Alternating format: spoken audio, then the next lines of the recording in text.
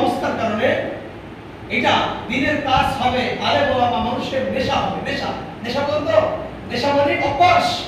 দিনের কথা বলা এটা হবে আলেম ওলামাদের অভ্যাস, ওয়াজ নসিহত করা এটা হবে আলেমদের অভ্যাস।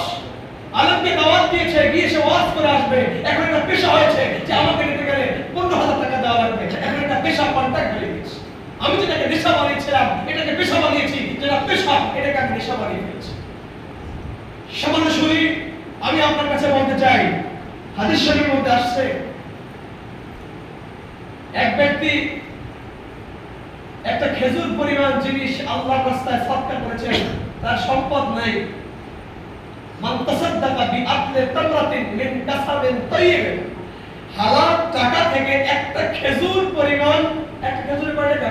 নরমাল খেজুর 1-2 টাকা। কথা বলুন, আপনি কথা বলেন না, একটা খেজুর কয় টাকা?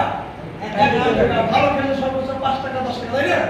এই পরিমাণ টাকা যদি কেউ আল্লাহর রাস্তায় দান করে, হালাল টাকা, কি টাকা?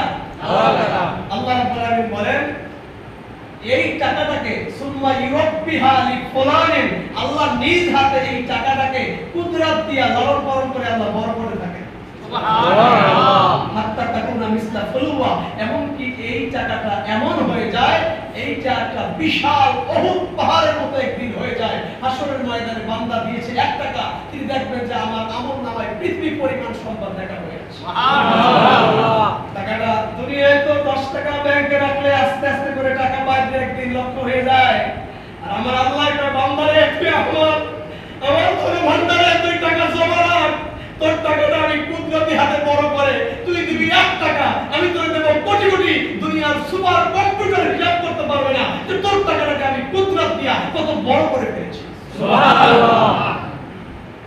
অতএব দুনিয়ার ব্যাংকে রেখে সুদ খাবেন না আল্লাহর ব্যাংকে, আল্লাহর আদালতে টাকা রাখবেন? বলুন, একটু হাত তুলে বলুন কোন ব্যাংকে রাখবেন? আল্লাহর ব্যাংকে। বলুন, হাত তুলে বলুন কোন ব্যাংকে রাখবেন? আল্লাহর ব্যাংকে। দুনিয়ার ব্যাংকে একটু কম রাখার চেষ্টা করেন। আপনি যদি হারাম টাকা ব্যাংকে রেখে যান, সন্তানটি ওই টাকা থেকে খালি ভাবে যে আমার বাবা তো সম্পদের মালিক, তোমরা তো আর কাম না করলে হয়, বাবাটা খাইয়ে গিয়া এই সন্তানটা অমানুষ হওয়ার চেষ্টা, নাই তার নামাজ, নাই তার রোজা, নাই তার কষ্ট। আজকে কিন্তু বসে বসে খাওয়ার কারণে হাজার ফ্যামিলি ইসলাম বলতে কিছু আছে এটা কিন্তু তারা জানে না।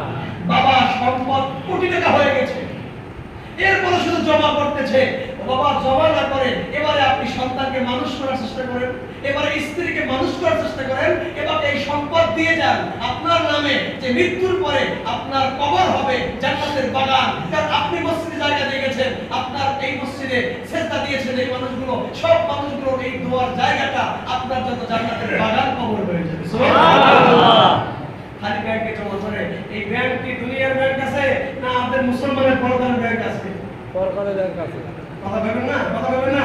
মুসলমানের ব্যাংক কি দুনিয়ায় না পরকালের ব্যাংক আছে? পরকালের ব্যাংক আছে। দুনিয়াতে ব্যাংক দুনিয়ায়, আর তাদের সন্তান স্ত্রীরা শিখেছে আমার জামাইকে বুদ্ধি দিয়ে রাখছে, একটু তো মল্লিত ভাববে আমরাই পাবো।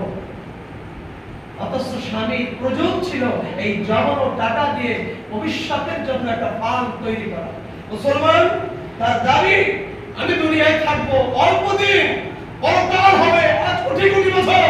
অতএব দুনিয়ার সময় যদি আমার 1 লক্ষ টাকার ব্যালেন্স যদি থাকে, বলুন তো বাবা কোটি কোটি বছর যদি আমি কবরে থাকবো সেখানের জন্য ব্যালেন্স লাগবে নি? লাগবে। এই কথা বলেন না? লাগবে। সবাই বলেন লাগবে? লাগবে।